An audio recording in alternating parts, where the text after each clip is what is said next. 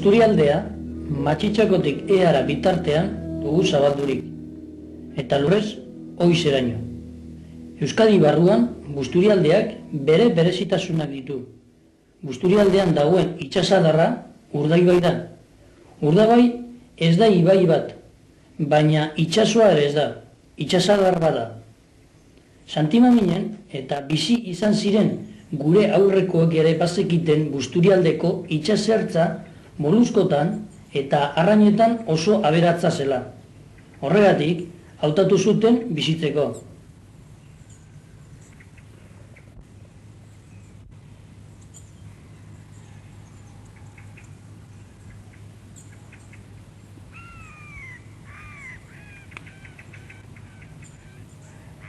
Erromatarrak ere, Bizkai guztiko influentziarik handiena Busturialdean itxi zuten.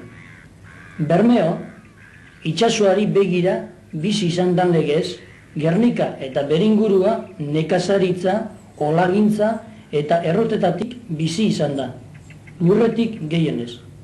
Horregatik, Busturialdetarren bizitza lurreko lanari egokiturik zegoen. Ikusi besterik ez dagoz etxeak, bizi eta hilen etxeak, baserri eta hilerri. Busturialdeko bizitza gehien bat baserriko familiaren inguruan eginda mende luzeetan zehar. Urdaibai, hondartzak, padurak edo marismak, begak, dena batera ditugu. Laida eta beste hondartzak, mareak handiak diranean, urpean geratzen dira, baina itsas beheratan hondartzak handiak eta ederrak egiten dira. Eta itsasoak berak garbitzen ditu haietako zikinek. Txoriek antxe izaten dute bizitzeko behar dutena. Surf egitea atsegin dutenek geure Busturialdeko hondartzotan izaten ditugu, Europako itsasalderik politenean udaigaroten. Padura edo marismetan, marismeko loietan bai landare eta bai animali asko bizi da. Padurak dira beraien bizitokiak. Itsasotik lurrerantz joan ala, urak gazitasuna galdu egiten du, zorua gogortu egiten da, eta landare eta animalia gehiago bizi da. Arteaga, Kortezubi, Forua, Busturiako ibarretan hainbat errekatxo dagoz. Itsaso eta ibarren arteak munak daukaguz. Ibarretako uretan, gezi-gazi, naiz gozoetan hainbat insektu, molusko, arrain, anfibio, urtsori eta txori harrapari bizi da. Urdaibai, orain leku zoragarria dugu eta animaliak bizitzeko aparta ona da. Txori moeta batzuk hementxe jaioten dira, hementxe hasi eta gero emigratu egiten dute.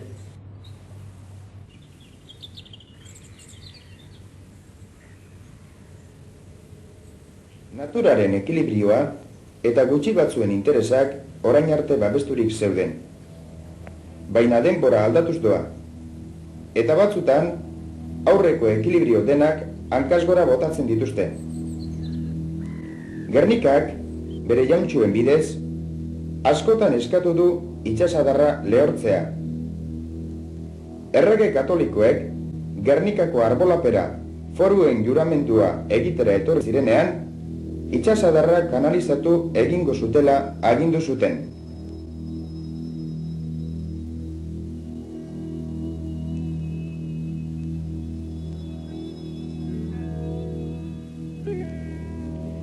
Mila 1903an, itsasadarra kanalizatzeko eta lehortzeko lanak hasten dira. Diputazioak ordaintzen ditu, eta egin ere, Gernikatik Foruraino egiten ziren. Mila 1968ko uztailean egin zen Plan Komarkal Gernika Bermio izeneko bat.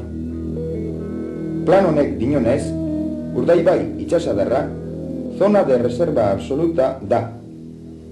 Baina Bilboko Kamara de Komerziok eskualdean egin zuen estudio batetan zera esan zuen. Como consecuencia de las peticiones que se comenzaron a formular por particulares con objeto de que se les otorgasen concesiones administrativas para aprovechamiento de áreas de marismas, la Diputación de Vizcaya consideró oportuno formular un plan especial de aprovechamiento de la ría de Mundaka, como anexo al Plan Comarcal de Gernika-Bermeo. Plan berezi hau, 1970ean, otsailean, aprobatu zen. Itsasadarraren kalifikapena aldatu egiten du, eta horrela, publikoak ziren terrenoak partikularren eskuetara aprobetxatzeko eta espekulatzeko joan daitezke. Eta beste gauza batzuen artean, itsasadarra lehortu egingo litzateke eta ura kanal batetan joango litzateke. Gernikako industriak zabaltzeko ez du problemarik eduki herritik gertu daude fabrika denak. Eta behealdera oraindik leku zabalak daude libre. Esate baterako kanpantxuntik musikarantz. Oraintxe bertan industriak duen problemarik handiena, hondakinena edo basurena da, lekuarena baino handiagoa. Esan beharra dago, gaur egun dugun depuradora ezinbesteko txarra dela. Esandako moduan, industriak behealdera joango balira, Urdaibai itsasadarra dagoen bezala geratuko litzateke. Ezer gutxi dakigu Urdaibaiko itsasadarraren saltzaduratzaz. Zerbait jakiteko diru pizka bat horren azterketan gastatu behar baita. Gure oligarkiak ez du hortan gastatzeko ez gogorik ez behar dan bezalako kultura mailarik. Beraz, gure itsasadarrau ez jakitez gogor kontaminatua dago. Langile batzuen prestaerari esker, azterketa txiki bat egin ahal izan da, eta handik ataraneko konklusioak honek dira. Gaur egunez eta parametro kimikoari begiratuz, saltzadurari dagokionez itsasadarrau zede edo limite baten arkitzen da. Amoniakoaren konzentrapera mailak, saltzaduraren agerride diranak gainditzen dituzte, itsasadar guztiaren zehar. Nitrogeno eta fosforo osoari begiratuz, eutrofizazioaren fenomenoa sortzeko eskatzen diran nibelak gainditzen dituztela ikusi daiteke. Oxigenoaren konzentrapenak foruparetik Gernikaruntz egiten du beherakada handia. Bestela, forutik itsasora eguneko 15 baino gutxiago galtzen du.